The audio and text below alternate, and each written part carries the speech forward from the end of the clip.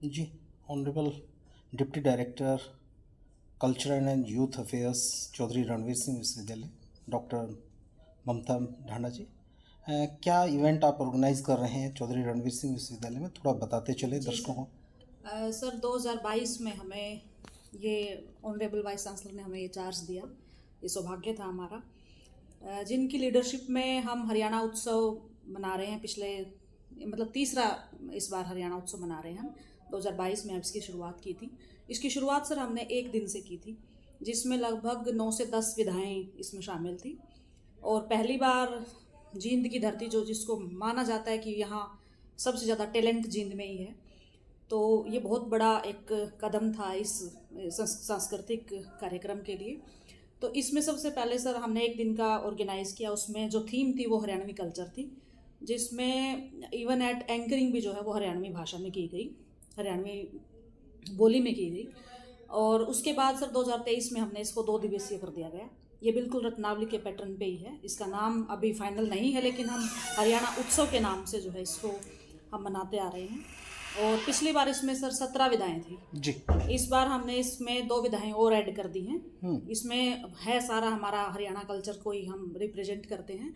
ये state level competition है, जिसमें पूरे हरियाणा से टीम आती है। जी। बहुत धूमधाम से ये मनाया जाता है और बहुत धूमधाम से ही इस बार भी हम मनाने की तैयारी में हैं, जिसमें हमारे जो लगभग GJU है, CDLU है, BPSM है, सभी यूनिवर्सिटीज़ से हमारे, इवन एट KUK से भी हमारी टीम जो है वो भागीदारी दिखा रही हैं।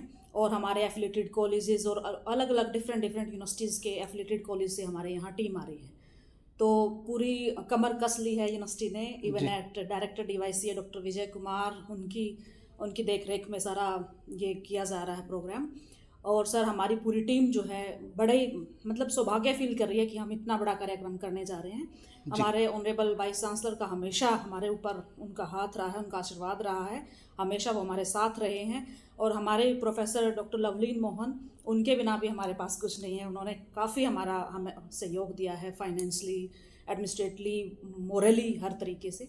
तो पूरी यूनिवर्सिटी जो है वो बड़ी धूमधाम से इस आयोजन को हम करेंगे। पूरी हमारी टीम जो है वो इसके लिए कार्यरत है। मैडम, ओपनिंग सेरेमनी के टाइम कौन चीफ गेस्ट रहने वाले हैं और क्लोजिंग सेरेमनी के टाइम कौन चीफ जी, गेस्ट रहेंगे? ओपनिंग सेरेमनी में प्रोफेसर गीता सिंह हैं सर। वो डायरेक्टर हैं दिल्ली यूनिवर्सिटी में। और हमारे जो 6 तारीख को जो वैलिडिटी सेशन होगा, उसमें श्री कृष्ण कुमार बेदी जी, जो कि कैबिनेट मंत्री हैं हरियाणा से और विधायक हैं नरवाना से, वो हमारे बीच में होंगे। और 6 तारीख को ही एक सिंगर भी हमने बुलाए हैं, बिंदर दणोता जी, तो वो भी हमारे बीच में होंगे। हमारे लोकल कलाकार रेणु दुहन जी और जिसको हम झंडू बोलते हैं, वो भी हमारे जीन से जो है वो हमारे बीच में कल होंगे। आपने इस कार्यक्रम का थीम वाक्य क्या लिया है?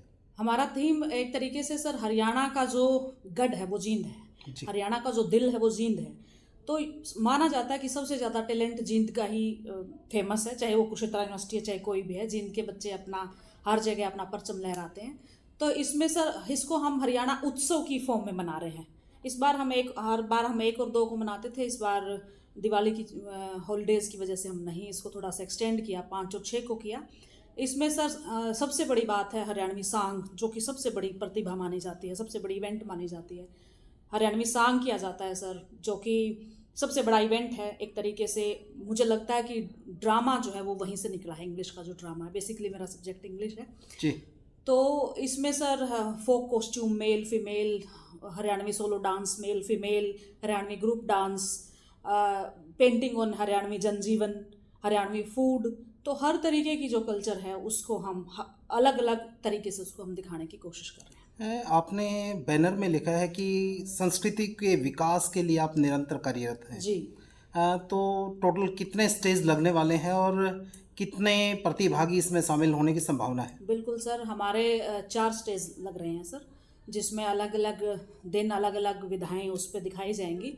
इसमें सर मेनली ये है कि लगभग मान के चले हम 300 से 400 हमारे पार्टिसिपेंट जो हैं वो बाहर से, यूनिवर्सिटी की बाहर से इसमें पार्टिसिपेट कर रहे हैं। और हमारी यूनिवर्सिटी की टीम जो है वो भी सभी विधाओं में जो है उन्होंने हिस्सा लिया है। तो एक तरीके से 19 विधाएं हैं। तो पूरी धूमधाम से इसको हम 2 दिन जो है वो मनाया जाएगा। और हमारा ये भी प्रयास रहेगा कि हम अगले साल से इसको 3 दिवसीय करते हैं। इतने जो गेस्ट आएंगे आपके यहाँ, जो स्टूडेंट्स आएंगे पार्टिसिपेशन करने के लिए पूरे हरियाणा से, किस प्रकार की तैयारियां हैं यहाँ हर आने वाले अतिथि को आतिथ्य सत्कार मिल पाए? बिल्कुल सर, पूरी तैयारियां हैं। पूरे ढोल बीन बाजों से हम उनका स्वागत करेंगे। और उसके बाद हमारे सर एक तरीके से हमने स्टूडेंट्स के लिए स्टॉल लगवाए हुए हैं खाने के लिए, ताकि उनको कोई किसी टाइप की भी प्रॉब्लम ना हो।